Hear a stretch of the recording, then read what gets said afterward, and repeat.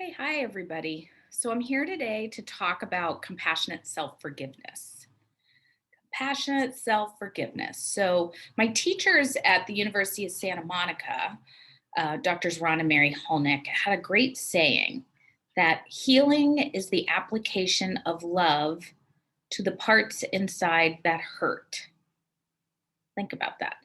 Healing is the application of love to the parts inside that hurt. So when we are suffering emotionally or mentally from our thoughts or beliefs or whatnot, the way that we can bring loving to the parts inside that hurt are is through compassionate self-forgiveness. So I just am going to give you a little overview of what compassionate self-forgiveness is, what it sounds like, and how to do it. So I already told you what it is. Um, Now, when we talk about compassionate self forgiveness, it's like we're forgiving ourselves for buying into the beliefs or judging ourselves for something or judging someone else for something. So it's not about forgiving the other person, but it's forgiving ourselves for the judgments we have about them or have about ourselves or have about the situation. So hang with me here. So there's three main ways to do this compassionate self-forgiveness. Just going to look at my notes real quick. So first and foremost, we want to start with from a place of compassion. So the easiest way in for many of us to feel the loving in our hearts is to imagine either a baby, a young person, an animal that just brings out our loving heart. Like don't really have anything on them other than love. Like we just feel loving for them. So, it might be, it might be your dog. It might be a niece of yours or a nephew or, just anybody in, your own child, someone in your life that just brings out the loving. So you want to start there. I often, when I do compassionate self forgiveness, will actually have my hand on my heart because as someone who's has a strong mental game.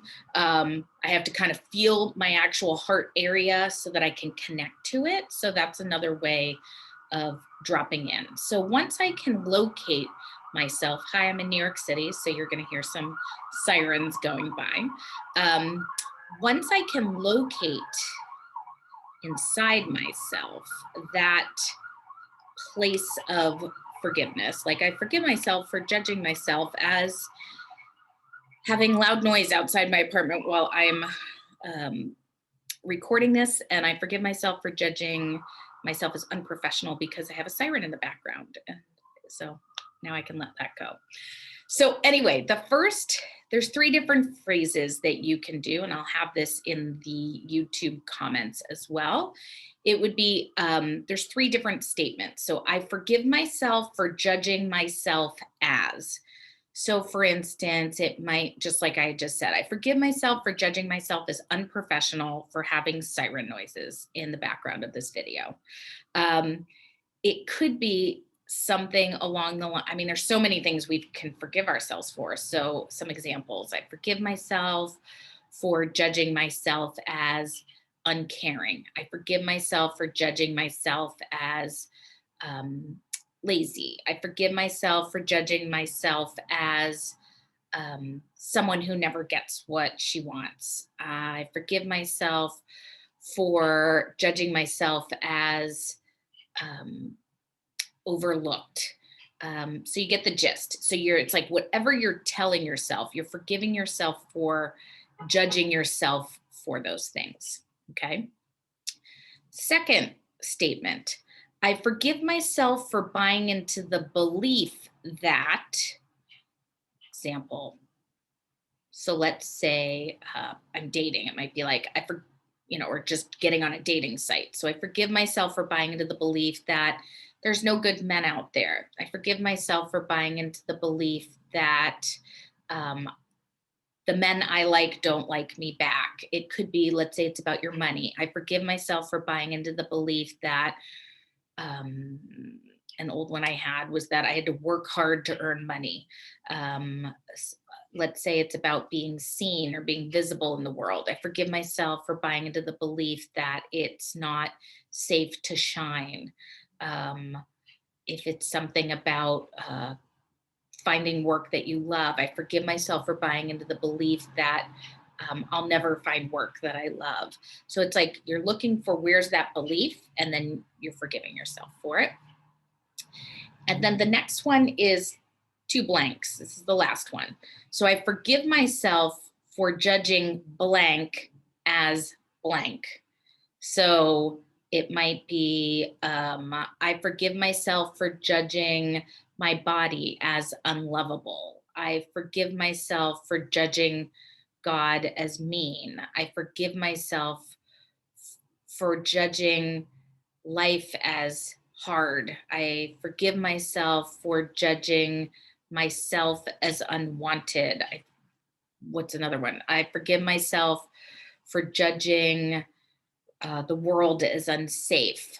So you just go through and you just keep really like from a place of loving, saying the statements to forgive yourself. And so you're releasing, it's like you're bringing love and healing those beliefs that you have. With compassionate self forgiveness, you can also end them. Like after you go through and you're really looking at all the different things that something that's got you triggered and you're applying a specific, just kind of doing all the different forgivenesses that are related to the area you're upset about, you can then do turnarounds. So, for example, let me do, I'll do an example of maybe a bunch of related self forgivenesses, and then I'm going to do truths. And the truths are statements. It's like when we're buying into those beliefs and we're judging ourselves or we're critical or things like that, we're really buying. It's like we're up in our ego. We're not connected to our authentic self. We can't see the truth because we've got all these judgments stacked up on top of them.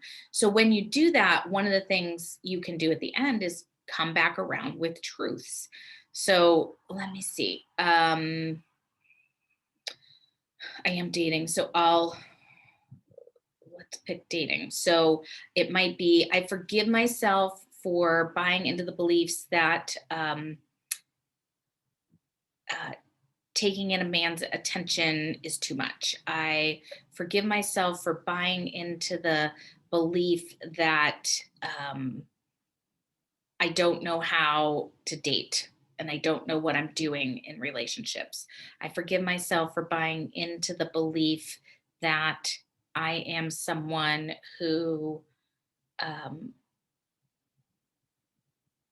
gets scared easily in relationships.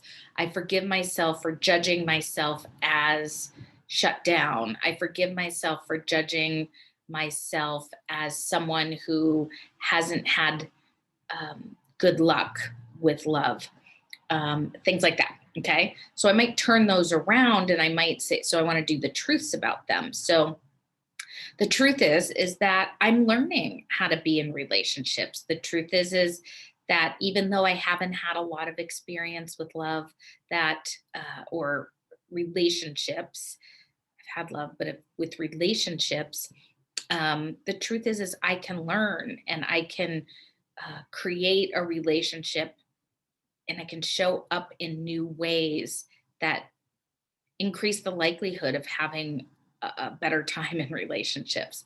The truth is relationships can be really fun. The truth is relationships can be really nourishing. The truth is I'm not broken. I actually am just again in the process of learning more and more how to open my heart and how to create fulfilling relationships. Um, it'd be like things like that. And so then when you're done, you could just like take that in, allow yourself to just relax into that and go about your day. And then you can go back in as many times as soon as you catch yourself. There's times where I'll be walking, through my day and I'll get triggered about something. Could even be like my son. And then I'm forgive myself for buying into the belief that my son um, doesn't respect me, or I forgive myself for buying into the belief that he's just trying to push my buttons. Truth is he's human and he has emotions just like I do. The truth is that um, I also can push his buttons, and the truth is we're both doing the best that we can. And the truth is most of the time he's a loving kid, and the truth is that he's human and has lots of feelings just like we all do. And so it's just a way of keeping myself feeling more, being more connected to my truth. And yeah, and that way I'm less activated, and just I don't have to keep carrying things around with me. So anyway, I hope this was helpful. Leave a comment below if you want me to answer a question.